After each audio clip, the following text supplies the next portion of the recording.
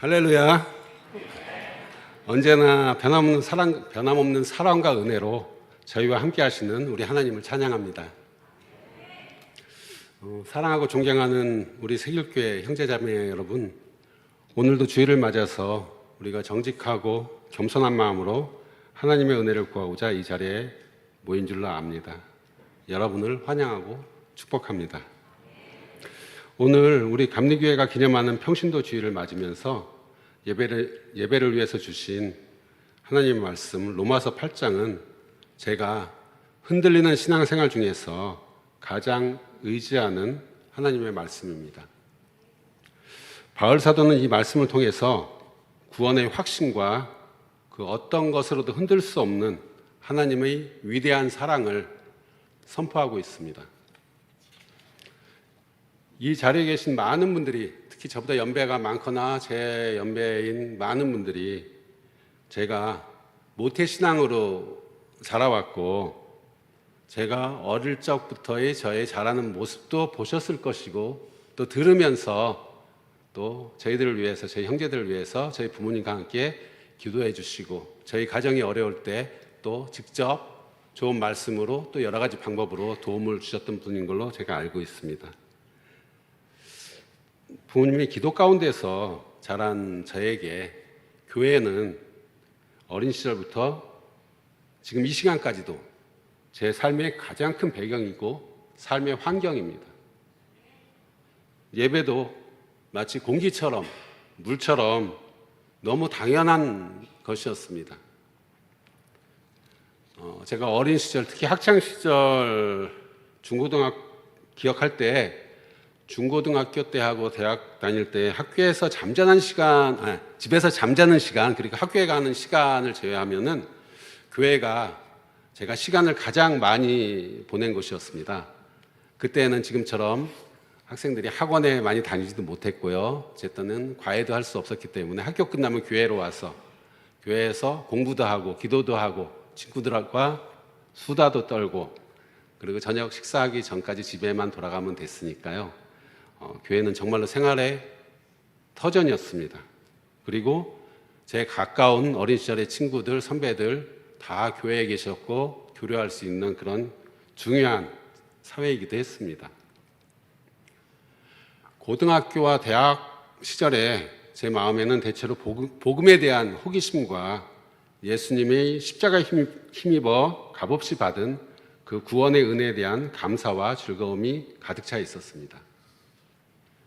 1984년도 제가 대학을 가면서 대학교 전공으로 중국어를 선택하고 그 입학 면접에서 왜 중국어과를 선택했냐는 면접 교수의 질문에 그 당시 저는 그 죽의 장막이라고 불리던 중국의 문이 열리면 중국을 향한 선교 사역의 비전을 이룰 수 있겠다는 믿음으로 중국어과를 선택했다고 답변했던 그 기억도 있습니다. 대학 막 들어가서부터 학교를 다닐 때 저에게 교회에서 이 주일 일부 예배 시간대에는 주일학교 교사로 아동부 아이들을 섬기는 게 보람이고 행복이었습니다. 2부 시간대에는 제가 음성이 좋지 않지만 찬양대에서 선배들과 함께 성가대 가운을 입고 하나님을 찬양하는 것이 즐거웠고 끝나고 연습하고 선배들과 어울리는 것이 너무 큰 즐거움이었습니다. 학교에서는 동아리를 통해서 교수님 그리고 선후배들하고 성경 말씀을 나누고 배우는 시간이 또 큰 기쁨이기도 했습니다. 하지만 대학 시절까지 그 영적인 갈급함과 그때그때 필요할 때마다 주시는 은혜로 인한 그 일관되고 열심히 했던 믿음 생활은 학교를 졸업하고 사회로 나가서 직장 생활을 하면서 흐트러지기 시작했습니다. 일터가 공항이었습니다. 1년 365일 거의 24시간 쉼없이 돌아가는 일터에서 해외로 출입국하는 승객들을 응대하는 일을 하면서 먼저 주일과 평일에 경계가 없어졌습니다. 주일을 성수하는 횟수가 줄었고 그러다 보니까 주일을 온전히 성수하는 생활이 어려워졌습니다. 처음에는 주일에 교회로 나가서 예배를 드리지 못하는 게 저한테 큰 안타까움이었습니다. 가야 되는데. 근데 1년, 2년 같은 패턴의 생활이 반복되면서 그 안타까움도 무뎌집니다. 그리고 어느 순간 제 신앙의 모습이 교회와 주일이 또 주일 예배가 갈 수 있으면 가고 참석할 수 있으면 참석하는 형식적인 믿음으로 변해 있음을 제가 스스로 보게 되었습니다. 그러한 믿음 생활이 30년이 넘었습니다. 저희 신앙생활은 솔직히 롤러코스터 그 자체였음을 여러분께 고백합니다. 하나님을 앙모하며 성경 공부 모임, 기도 모임, 해외에서의 한인교회 성경 공부 모임, 회사에서의 신우회 모임에 열심을 냈던 시기들이 있습니다. 또 예배드릴 교회를 찾을 수 없었던 중국 시안, 서안에서의 생활 초기에는 몇 명 되지 않는 한국인 교민사회에서 믿음을 지키고 주일 예배를 드리기 원하는 유학생들과 또 믿음이 탄압받는 어려운 환경 가운데서 근교 농촌에서 현지 중국인과 탈북 동포들을 대상으로 평신도 선교사역을 하던 그 장로교회에서 파송된 한 선교사님, 장로 선교사님을 알게 돼서 이들을 도시에 있던 저희 집으로 모셔서 주일마다 예배 처소로 저희 집을 삼고 예배를 드리기 시작했고, 그러면서 주일 예배를 규칙적으로 드릴 수 있게 되었습니다. 그리고 저희 집에서 드렸던 예배가 결국은 가정교회가 되고 장소가 넓어지면서 인원이 많아지면서 식당을 빌려서 예배를 드리고, 그 교회가 지금 서안에서 가장 오래되고 규모가 있는 서안 한인 연합교회가 되는 그런 귀중한 경험도 했습니다. 하지만 사람이 항상 같은 환경에 살 수 없습니다. 제가 또 직장을 옮겨 다닙니다. 해외에 있다 서울로 또 들어왔다가 서울에서도 공항에 있다 본사로 갔다 다시 공항으로 갔다 이곳저곳으로 다니면서 환경이 바뀌면서 하나님과 교회에서 멀어지고 말씀과 기도에서 멀어지는 생활이 또 반복됩니다. 어느 순간 교회에서 집사의 직분을 받고 또 시간이 지나고 권사의 직분도 받게 됐지만 그것하고 무관하게 영적인 침체기는 수시로 저에게 다가왔고, 그때마다 내가 구원받은 하나님의 자녀가 맞나? 왜 나는 나의 자아를 완벽히 하나님 앞에 내려놓고 100% 하나님을 의지하며 살지 못하고 개인의 의지를 고집하면서 하나님의 품을 떠나서 고민하고 갈등하는 것일까? 회의와 의심, 그리고 주님의 은혜에 대한 감사와 구원의 확신이 서로 교차하는 그러한 신앙생활이 지속되었습니다. 저는 제가 그리스도인이고 예수님을 믿는 하나님의 자녀임을 감히 고백합니다.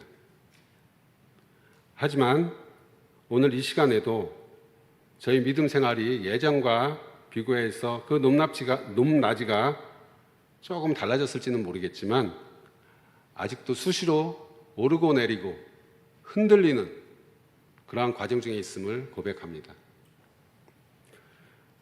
오늘 이 자리에 모인 성도님들 가운데 혹시 일부는 저와 같은 경험을 하셨거나 아니면 지금 현재에도 스스로 믿음의 나태함과 나약함을 느끼면서 갈등하는 분도 계실 것 같습니다. 제가 그랬기 때문입니다.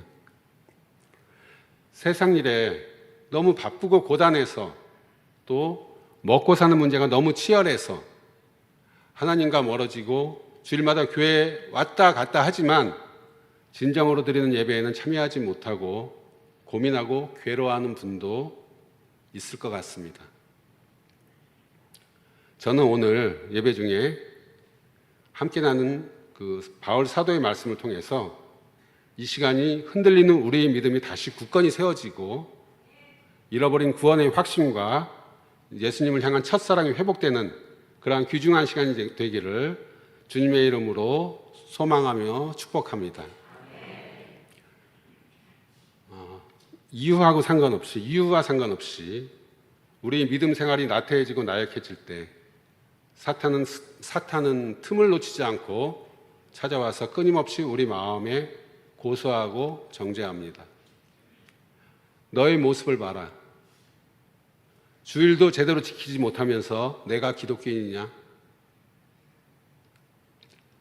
전도로 불신자를 한 명도 교회로 인도하지 못하면서 내가 무슨 직분자냐?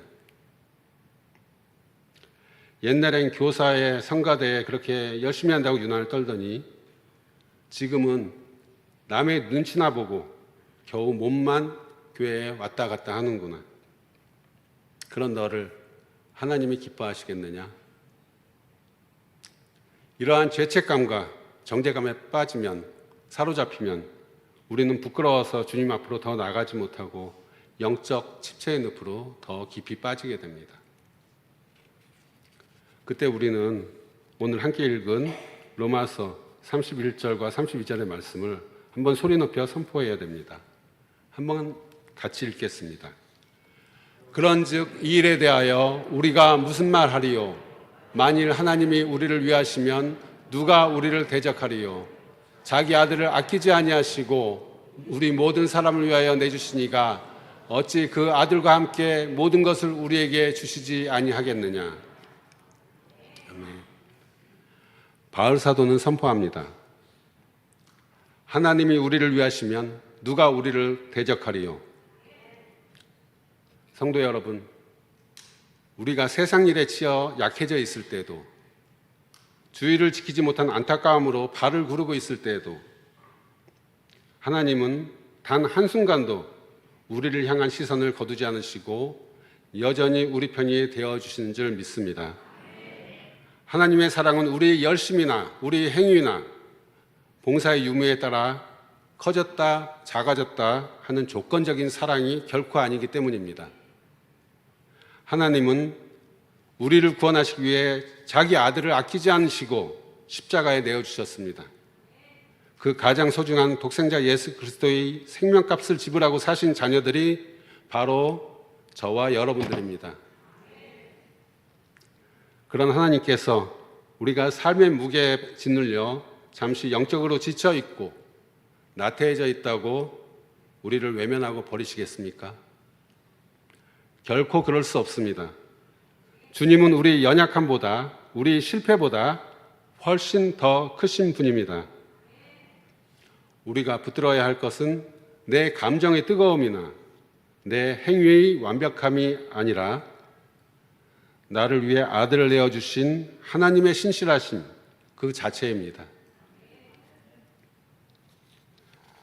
우리가 스스로 하나님과 멀어졌다고 느낄 때 밀려오는 무기력함은 우리로 하여금 기도의 문을 막아버립니다.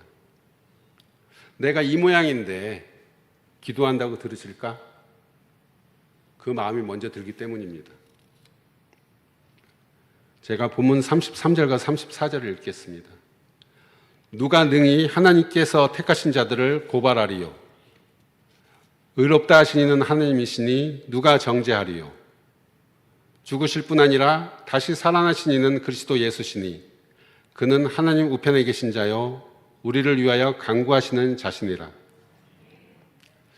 나 자신을 스스로 자책하고 정죄하고 또 때에 따라서는 나뿐만이 아니라 세상도 나를 손가락질할 수 있지만 온 우주의 주관자이신 하나님께서는 우리를 향해서 이미 너는 내 피로 씻겨진 의로운 자다라고 선언하셨습니다.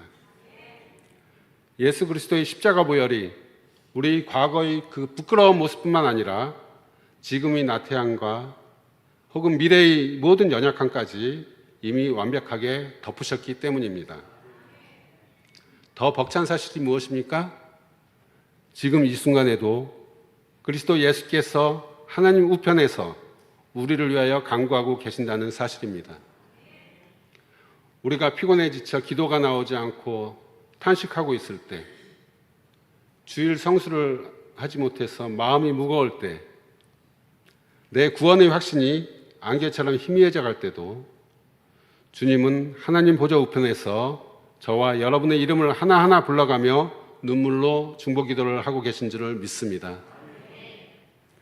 하나님 아버지, 저 아들이 지금 직장 생활로 힘들어하고 있습니다. 저 아들이 건강이 약해져서 힘들어하고 있습니다. 저 아들이 세상의 도전과 싸우면서 지쳐 있습니다. 전에는 교사로, 성가대로, 반주자로, 전도팀원으로 열심을 내던 모습이었지만 그 이전의 뜨거움을 잃어버리고 지금은 차갑게 식고 지친 모습으로 척박한 광야를 혼자 걷고 있습니다. 하나님, 저 연약한 심령을 붙들어 주옵소서. 내가 저를 위해서 피를 흘렸습니다. 우리가 삶의 굴곡 속에서도 우리 믿음이 완전히 부서져서 사라지지 않고 다시 이 자리에 나와 예배할 수 있는 이유는 우리가 대단히 힘이 세거나 대단히 건강하거나 대단히 뛰어나거나 어떤 대단한 힘이 있어서가 결코 아닙니다. 바로 우리를 위해 끊임없이 눈물로 중보하시는 예수 그리스도의 그 신실하신 기도 덕분입니다. 내 열심은 비록 식을지라도 나를 향한 주님의 기도는 식지 않습니다.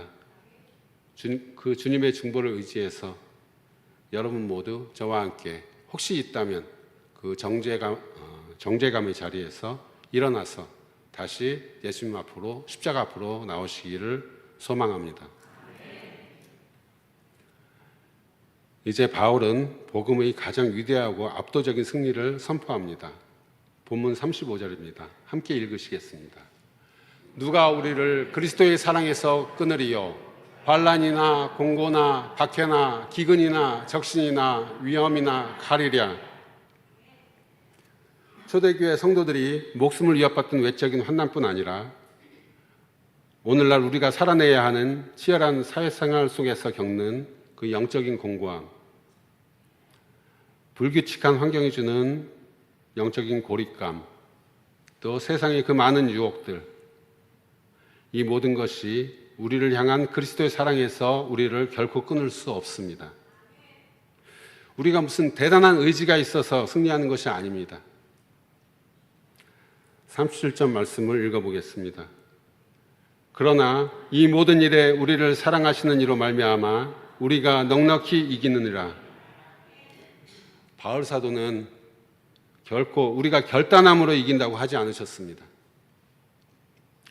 우리를 사랑하시는 이로 말미암아 이긴다고 했습니다. 오직 나를 사랑하시는 예수 그리스도, 그분의 멈추지 않는 사랑 때문에 우리는 마침내 넉넉히 이길 수 있는 것입니다. 지금은 주저앉는 것 같지만 다시 일어날 것이고, 또 어떤 때는 패배한 것 같지만 결국은 승리하게 하실 것입니다. 겨우겨우 턱걸이로 부끄러운 구원을 얻는 것이 아니고 영적 싸움에서 압도적인 승리를 하면서 자랑스러운 구원을 받게 될 것입니다. 저는 바울 사도의 위대한 확신이 오늘 저와 여러분의 확신이 되기를 원합니다. 38절과 39절 말씀입니다. 내가 확신하노니 사망이나 생명이나 천사들이나 권세자들이나 현재나 장래일이나 능력이나 높음이나 깊음이나 다른 어떤 피조물이라도 우리를 우리 주 그리스도 예수 안에 있는 하나님의 사랑에서 끊을 수 없으리라. 청년 시절 교사와 성가대로 열심을 내던 순간에 또 신우회에서 해외에서 모임에 힘쓰고 하나님께 열심히 예배드리던 순간에도 하나님은 저를 사랑하셨습니다. 하지만 마찬가지로 항공사 직원으로 주의를 온전히 성사하지 못해 발을 부르던 순간, 신앙의 변두리에서 소극적으로 겉돌던 그 어둡고 침체된 순간에도 하나님의 사랑은 단 1ml도, 단 1마이크로미터도 저에게서 끊어진 적이 없는 줄 믿습니다. 우리 환경은 수시로 변합니다. 하지만 그리스도 예수 안에 있는 하나님의 사랑은 영원히 흔들리지 않고 요동치지 않는 줄 믿습니다. 구원의 확신은 내 행위의 완벽함이나 내 감정의 뜨거움에 근거하는 것이 아니라 결코 취소되지 않는 하나님의 약속과 십자가 사랑에 근거하는 것임을 믿으시기 바랍니다. 사랑하는 성도 여러분, 우리 지나온 날들 가운데 믿음의 굴곡이 있었고 나태함과 방황의 부끄러운 발자취가 남아있을지라도 지금 우리 안에는 여전히 다시 열심히 해보고자 하는 마음이 있습니다. 비록 지금 내 연약함 때문에 주저하고 있을지 모르겠습니다. 하지만 우리 마음 중심에 다시 예배를 회복하고 싶다, 주님을 첫사랑처럼 다시 뜨겁게 사랑하고 싶다는 영적인 갈망이 있다면 그것은 내 의지가 아니라 내 안에서 성령 하나님이 다시 일을 시작하셨다는 결정적인 증거인 줄로 믿습니다. 이제 이 자리에 나약해진 자신을 바라보면서 혹시 낙심하고 자책하는 분이 한 분이라도 계시다면 자책은 멈추십시오.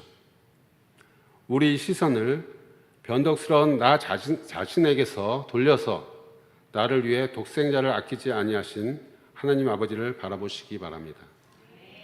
나의 믿음이 약해졌고 내 믿음의 모습이 소극적으로 변했다고 느끼실 때도 하나님 보좌 우편에서 나를 위해 눈물로 기도해 주시는 예수 그리스도의 십자가를 바라보시기 바랍니다. 세상의 그 어떤 바쁜 환경도, 직장의 무게도, 또 우리의 영적인 게으름도 우리를 주 그리스도 예수 안에 있는 하나님의 사랑에서 결코 끊어낼 수 없습니다. 예수 그리스도를 통해 보여주신 하나님의 그 위대하고 신실하신 사랑을 의지해서 오늘 이 시간 다시 한번 십자가 앞으로 나아가는 저와 여러분이 되기를 소망합니다. 주님의 보혈로 우리 메마른 심령을 다시 채워달라고 기도의 제단을 쌓으시기 바랍니다. 함께 했으면 좋겠습니다. 그래서 과거의 은혜를 추억하는 데 머무는 신앙이 아니라 오늘 지금 이 자리에서 역사하시는 구원의 간격을 회복하고 남은 평생을 주님 앞에 온전한 열심으로 달려가는 저와 여러분이 되기를 주님의 이름으로 축복합니다.